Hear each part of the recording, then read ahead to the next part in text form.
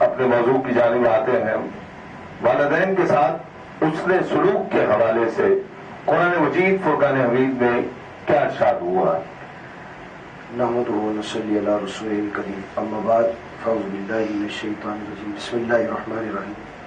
پہلے تو میں شکریہ ادا کروں گا صدا خالستان اسلامک پروڈکشن کا کہ انہوں نے یہاں ہمیں مدعو کیا اور رمضان المبارک کی ان پرکیف ساعتوں میں افطار کے وقت لوگوں کے لیے ایک ایسا پروگرام انٹروڈیوس کروایا کہ جو لوگوں کو اس وقت جبکہ قبولیت کی گھڑیاں ہوتی ہیں بے شک تو دین کے قریب کرتا ہے. میں دعا کروں ہوں کہ اللہ تعالیٰ آپ کو، آپ کی پوری ٹیم کو دن دگنی رات چگنی ترقی اور عروج عطا فرمائے. آپ نے جو سوال کیا کہ والدین کے ساتھ اس نے سلوک کے حوالے سے، قرآن مجید قرآن رشید میں اللہ تعالیٰ نے ہر چیز کے متعلق علم ارشاد فرما دیا ہے. بالکل. تو والدین کے متعلق اللہ تعالیٰ نے ارشاد فرمایا ولا افو ولا تنہرہما ولا افو، اور اسی طرح اللہ تعالیٰ نے ارشاد فرمایا کہ اپنے والدین کو نہ اف کہو اور نہ ہی ان کو جھڑکو. بے شک. اب یہاں پر اف سے جو فا لفظ ہے نا، فا اف کا اگر فا بھی علماء کرام فرماتے ہیں کہ اف کا فا یہ بھی نہ کہو کہ والدین کو یہ فا کہنے سے بھی تکلیف ہوتی ہے. اللہ اکبر. اف کے فا کہنے سے بھی تکلیف ہوتی ہے والدین کو. آج کے دور پہ جب ہم دیکھتے ہیں نوجوان جس طرح اپنے ماں باپ کو جھڑکتے ہیں، برا بلا کہتے ہیں، اور یہاں تک کہ لوگ گالیاں بھی دیتے ہیں، تو اس حوالے سے دیکھیں معاشرہ، آپ کی بات بالکل درست ہے کہ اسلامی تعلیمات سے بالکل دور ہو چکا ہے. آج کل نوجوانوں کو اسلامی تعلیمات سے بالکل روشنائی نہیں ہے، تو اس لیے وہ قرآن مجید کے احکام، احادیث مبارکہ کے جو احکام ہیں ان پر ان کو معلومات نہ ہونے کی بنا پر والدین سے بدتمیزیاں کرتے ہیں، والدین کو گالی گلوچ دیتے ہیں. حتیٰ کہ اولڈ ہاؤس، آج اس معاشرے کے اندر اولڈ ہاؤس قائم ہو چکے ہیں جہاں اپنے والدین کو اگر ایج بڑی ہو جاتی ہے تو ان کو جناب اٹھاؤ اور اولڈ ہاؤس میں بھرتی کروا دو. اب یہ وہ بچے کروا رہے ہیں کہ دو والدین ہو کے 6 7 7 بچوں کو پال رہے تھے، لیکن کبھی انہوں نے چلڈرن ہاؤس میں بچوں کو جمع نہیں کروایا. لیکن آج ہی 7 بچے ہو کے اپنے 2 والدین کو نہیں پال سکتے. صحیح. برے والدین کے ساتھ وہی اس نے سلوک کے حوالے سے دین اسلام ہمیں کیا درس دیتا ہے، اور آج کل جو ماحول جس پہ آپ نے روشنی ڈالی کہ ہم اپنے والدین کو اولڈ ہاؤس میں جمع کرا دیتے. دیکھیں دین اسلام میں اللہ تعالیٰ کی جیسے قرآن مجید کی میں نے آیت مبارکہ بھی ارشاد فرمائی، تو اسی طرح دین اسلام میں والدین چاہے بوڑھے ہوں چاہے جوان ہوں، والدین چاہے بوڑھے ہوں چاہے جوان ہوں، ان کے حقوق تو ایک ہی ہیں. لیکن جب بڑھاپے میں یہ داخل ہو جائیں گے تو پھر ان کی خدمت کا ہمیں حکم ڈبل دیا جائے گا. صحیح. کہ اب یہ بڑھاپے میں آ گئے، اب ان کو تمہاری خدمت کی ضرورت ہے، تو لہٰذا اب ان کی خدمت کرو. نبی کریم علیہ الصلوۃ والسلام کی حدیث مبارکہ ہے، حضور علیہ الصلوۃ والسلام فرماتے ہیں کہ اگر میری والدہ حیات ہوتی، حضور علیہ الصلوۃ والسلام کی حدیث مبارکہ کو دیکھے، حضور نبی کریم علیہ الصلوۃ والسلام ارشاد فرماتے کہ اگر میری والدہ حیات ہوتی اور میں نماز نفل میں موجود ہوتا، یعنی ایک جگہ رب کی بندگی ہو رہی ہے، اور فرماتے میری والدہ مجھے آواز دیتی یا محمدہ، اے محمد، فرماتے میں وہیں سے نماز کو توڑ کے اپنی والدہ کے پاس دوڑتا ہوا چلا. سبحان اللہ. آقا علیہ الصلوۃ والسلام نے کتنا بڑا پیغام اپنی امت کو اس بات سے بھیجا کہ نماز جو خالصاً اللہ کے لیے ہے وہ توڑ کر والدہ کے کہنے پر دوڑ جائے بندہ. تو یہ آقا علیہ الصلوۃ والسلام نے جو ہمیں درس دیا ہے. اور آج ماحول میں کیا آپ دیکھتے ہیں؟ آج ماحول، اصل مسئلہ یہی ہے شیخ صاحب کہ ہمارے یہاں پر دین متین سے دوری ہے اور سوشل میڈیا کا دور ہے. سوشل میڈیا، فلمیں، ڈراموں میں اس طرح موٹیویٹ کیا جاتا ہے نوجوان نسل کو کہ وہ والدین کی عزت کرنا تو کجا، والدین سے سیدھے وہ بات نہیں کیا کرتے.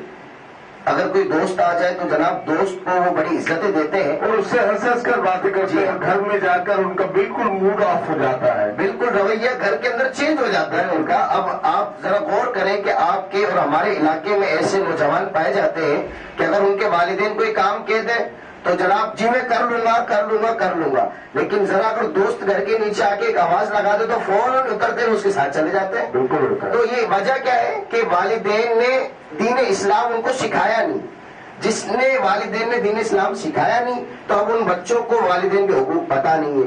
اب حقوق پتہ نہیں ہے تو اس کے قصوروار وہ خود والدین ہیں. بالکل. آج اگر وہ ہمارے پاس آ کے کہتے کہ جناب علامہ صاحب آپ کوئی تعویذ دے دیں, ہماری اولاد ہماری بات نہیں مانتی ہے اور ہم تو چاہتے ہیں کہ ہماری اولاد امام حسن بن جائے, امام حسین بن جائے, تو میں ان کو کہا کرتا ہوں کہ اگر آپ چاہتے ہیں کہ آپ کے اولاد کی سیرت امام حسن اور امام حسین والی ہو تو آپ کو بھی سیرت مولا مشکل کشا اور فاطمہ دھارا والی اپنانی پڑے گی. آپ کو بھی اپنی سیرت مولا مشکل کشا والی فاطمہ تو زہرا رضی اللہ تعالیٰ عنہ والی اپنانی پڑے گی, جب بھی جا کر آپ کی اولاد امام حسن اور امام حسین والی سیرت پہ چل پائیں گی. وہ کائنات میں ان کی مثال تو ہم لا ہی نہیں سکتے, جو پوری رات اللہ کی بارگاہ میں سجدہ ریز رہتی اور فرماتی مولا تو نے کتنی چھوٹی رات بنائی ہے, اس ذات تک تو ہم. ادھر میں ایک بات آپ نے سیدہ کے حوالے سے کہی ہے تو یہاں پر میں ایک مدارج النبوہ کی حدیث مبارکہ ہے. امام حسن مجتبی رضی اللہ تعالیٰ آپ فرماتے ہیں کہ میں اپنی والدہ کو دیکھا کرتا تھا کہ آپ مسجد بیت کے محراب میں تشریف لے جاتی عشاء کی نماز کے فوراً. فرماتے کہ آپ تشریف لے جاتی اور فجر تک آپ اس میں نماز پڑھتی اور دعائیں کرتی رہتی. کہتے میں نے ایک دن پوچھ لیا والدہ آپ کان لگا کر بھی غالباً انہوں نے سنا. جی ہاں, کہتے کہ میں نے سنتا تو رہتا تھا میں روزانہ کہ میری والدہ اپنے لیے دعا نہیں کر رہی ہے. میں نے ایک دن پوچھ لیا کہ امی جان میں آپ کی نماز میں سنتا ہوں آپ جب سجدے میں ہوتی ہے تو آپ اپنے لیے دعا نہیں کرتی بلکہ دیگر مومن مسلمان مرد عورتوں کے لیے دعا کرتی ہیں, اس کی کیا وجہ ہے؟ تو آپ فرماتی ہیں پہلے پڑوسیوں کا حق ہوتا ہے بعد میں ہمارا حق ہوتا ہے. یہ سیرت اپنا ہے نا, آج ہمارے ماحول بالکل الٹا ہو چکا ہے تو اسی لیے وہ والدین کی عزت اولادوں کے دلوں سے نکل چکی ہے. پہلے حضرت صاحب جو ماحول ہوا کرتا تھا مجھے یاد ہے میرے گھر میں جب اٹھتا تھا تو میری والدہ تلاوت کلام الرحمان کر رہی ہوتی تھی اور ہر گھر سے تقریباً کم و بیش ہم آوازیں سنا کرتے تھے. خواتین والدین والد صاحب والدین میں سے کوئی نہ کوئی تلاوت کلام الرحمان گھر سے صدا بلند ہوتی تھی. آج ہمارے اٹھنے کا ٹائمنگ بدل گیا, ہم فجر کی نماز ہم سے ضائع ہو جاتی ہے, ظہر ضائع ہو جاتی ہے. نمازوں کا نہ پڑھنا بھی یہ معاشرے میں خرابی کا سبب ہے, یہ والدین سے لا تعلقی کا. جب ہم اپنے اولاد کی تربیت نہیں کرتے, انہیں نماز کی طرف راغب نہیں کرتے تو پھر وہ کس طرح ہمارا ادب کریں گے. دیکھیں ہر بچے کی جو پہلی درسگاہ ہوتی ہے نا وہ ایک ماں کی کوکھ ہوتی ہے. بالکل ہے. جیسے باپ ہوتا ہے نا وہ دین کو صرف دروازے تک لے کر آ سکتا ہے, گھر کے بچوں تک ڈیلیور نہیں کرتا کیونکہ باپ کا کام اور بہت کچھ ہے. اس کو جا کے باہر کمانا بھی ہے, گھر پہ لانا بھی ہے, تو وہ دین کو گھر کے دروازے تک لا سکتا ہے. جو بچوں تک اور نسلوں تک دین پہنچانے والی ہے وہ ہے ماں. بالکل ہے. اگر ماں کا کردار درست ہوگا, اگر مائیں ہماری تلاوت قرآن کرنے والی ہوں گی تو پھر بیٹے غوث اعظم اور خواجہ بختیار کاکی جیسے پیدا ہوں گے. اور اگر ماؤں کا کردار بچوں کو نماز پڑھانے میں ایسا ہوگا کہ بچے کی جس چیز پہ رغبت ہے ماں وہی چیز کی لالچ دے کے بچے کو نماز کے لیے مصلی پہ کھڑا کرے تو پھر وہ بچے ہم جیسے اور اس معاشرے میں جو پائے جا رہے ایسے نہیں بلکہ بابا فرید الدین گنج شکر جیسے پھر وہ بچے اس معیار پہ اترتے ہیں. لیکن اصل کردار ماں کا ہوتا ہے. ٹھیک ہے حضرت صاحب, یہاں آپ کی بات سے مجھے ایک شعر یاد آیا کہ اے بیویو تقدس فضا کا واسطہ, اے بیویو تقدس فضا کا واسطہ, بچوں کو لوریاں نہیں قرآن سنائیے اور ہو کر جوان بابری مسجد جو چھین لے ہر روز ان کو قصہ خیبر سنائیے. حضرت صاحب اولاد پر والدین کے کیا حقوق ہیں, ان کی حقوق کی اہمیت کے بارے میں آپ کیا فرماتے ہیں؟ دیکھیں قرآن مجید میں اللہ تعالیٰ نے اولاد کو یہ حکم دیا ہے کہ اپنے والدین کے ساتھ اچھا سلوک کرو. ٹھیک. اب والدین کے ساتھ جس عمر میں آپ کے والدین پہنچ جاتے ہیں، جیسے کہ بڑھاپا ہے، تو اس میں مزید ان کو آپ کی حاجت ہوتی ہے.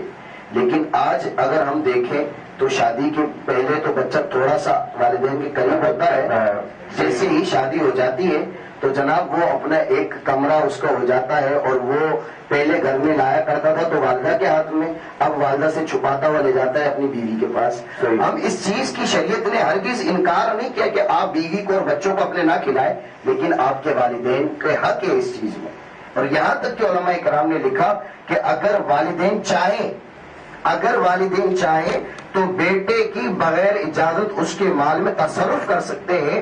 یہ حق ہے والدین کا اولاد. حضرت صاحب وہ مجھے ایک واقعہ یاد آ گیا، وہ عربی حضور علیہ السلام کی بارگاہ میں بوڑھا شخص جس کی کمر جھکی ہوئی تھی، بالوں میں سفیدی تھی، حضور علیہ السلام کی بارگاہ میں حاضر ہوا اور اپنے نوجوان بیٹے کو بھی ساتھ لایا اور اس کی شکایت کی کہ آقا یہ مجھ سے اپنا مال چھپاتا ہے. تو حضور علیہ السلام نے اس کے سینے پر ہاتھ مار کے فرمایا تھا کہ یاد رکھ، جب تجھے بات کرنا نہیں آتی تو اس نے بولنا سکھایا، تجھے چلنا نہیں آتا تھا تو اس نے چلنا سکھایا، اور جب تیرے پاس علم نہیں تھا اس نے علم سکھایا تجھے. یہ سارے معاملات حضور علیہ السلام نے پھر اس کے سینے پر ہاتھ مار کر فرمایا تھا، یاد رکھ جو کچھ تیرا ہے وہ تیرے باپ کا ہے، جو کچھ تیرا ہے وہ تیرے باپ کا ہے. والدین کی طرف دیکھنے کی فضیلت کے حوالے سے ابتدا میں نے بات کی، آپ کیا فرماتے ہیں؟ دیکھیں والدین کے طرف دیکھنے کے حوالے سے آج سائنس نے بھی اس بات کی. جی ہاں، سائنس آپ حضور علیہ السلام کے جس فرمان کو دیکھیں نا تو آج سائنس اس کو ڈکلیئر کر رہی ہے. بالکل. اور حضور علیہ السلام کے فرمان میں حکمت سائنس بھری ہوئی ہے. حضور علیہ السلام نے ارشاد فرمایا کہ اپنے والدین کو دیکھنا یہ حج مقبول کی نشانی ہے. اب ہم لاکھوں روپے خرچ کریں اور حج کرنے جائیں، جسمانی بھی ہمیں تکلیفیں برداشت کرنی پڑے اور مال بھی خرچ کرنا پڑے، لیکن پھر بھی قبولیت کی کوئی سند نہیں ہے ہمارے پاس. بالکل ٹھیک سر، پھر بھی قبولیت کی کوئی سند نہیں ہے. لیکن والدین کو محبت کی نگاہ سے ایک بار دیکھنے سے حضور علیہ السلام فرماتے کہ حج مقبول کا ثواب. اب صحابہ کرام نے عرض کی، یا رسول اللہ اگر کسی کے والدین میں سے ایک ہو تو؟ حضور نے فرمایا اگر ایک کو دیکھے گا تب بھی اسے حج سبحان اللہ. پھر صحابہ کرام نے عرض کی، یا رسول اللہ کسی کے ایک بھی نہ ہو تو؟ حضور نے فرمایا وہ جمعے کے دن اپنے والدین کی قبر کی زیارت کرے، اللہ اسے قبر کی زیارت کرنے پر بھی حج مقبول کا ثواب عطا کرے. پچھلے ہفتے کے تمام گناہ معاف کر دیا. سبحان اللہ. ماشاء اللہ. حضرت صاحب بہت شکریہ، آپ تشریف لائے اور اس حوالے سے گفتگو کی. ناظرین کرام، بہت خوبصورت گفتگو آپ نے حضرت علامہ عبد الرحمان کچی قادری دامت برکاتہ العالیہ سے والدین کے حقوق کے حوالے سے سماعت کی.